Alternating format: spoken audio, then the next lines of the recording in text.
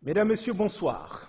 Lundi 12 mars 2012, Marseille accueillait le 6e Forum mondial de l'eau et de l'assainissement.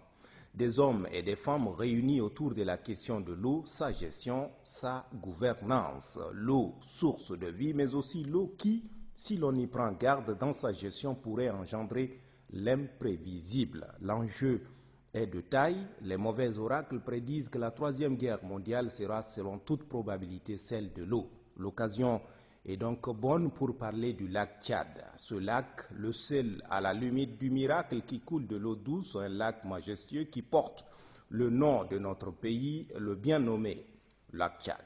À la fois fierté et responsabilité, ce lac qui irrigue la pointe nord-ouest de l'extrémité de notre territoire est en lui-même chargé d'histoire et de symboles. Sa disparition annoncée est un mauvais cauchemar, une catastrophe écologique avec des conséquences insoupçonnables pour toute l'humanité. Comment en est-on arrivé là? Le changement climatique, encore lui, est passé par là.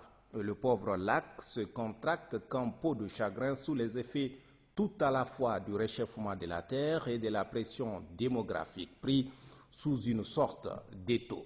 À Marseille, Idriss Déby Itno a porté la voix de quelques 30 millions d'âmes partageant le bassin conventionnel ou vivant le long du corridor et sur les îles. Le plaidoyer a été entendu, des annonces fortes ont été faites à l'occasion, d'autres sont attendues dans tous les cas. Le principe de pollueur-payeur n'est que justice. C'est aussi l'esprit du protocole de Kyoto sur le gaz à effet de serre, malheureusement non encore ratifié par l'ensemble des pollueurs. Mais déjà, le président de la République prévient sur nos capacités et notre responsabilité dans la gouvernance des financements, la gestion scabreuse des ressources mises à la disposition du plus grand, sinon sans doute le plus vieux projet de la région, la SODELAC, sonne pour le chef de l'État comme une alerte. Si Marseille a été effectivement un succès, comme l'a affirmé le président de la République, il reste à présent un travail de service après-vente.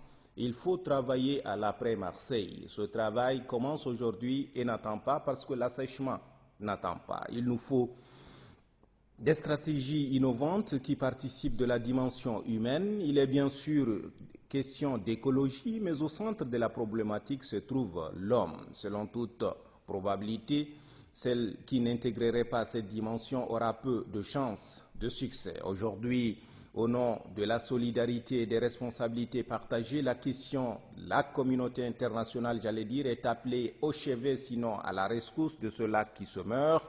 Mais pour nous, Tchadiens, c'est une double responsabilité. Responsabilité face à notre destin et responsabilité face au monde, car ce lac ne s'est pas retrouvé par hasard sur le périmètre national.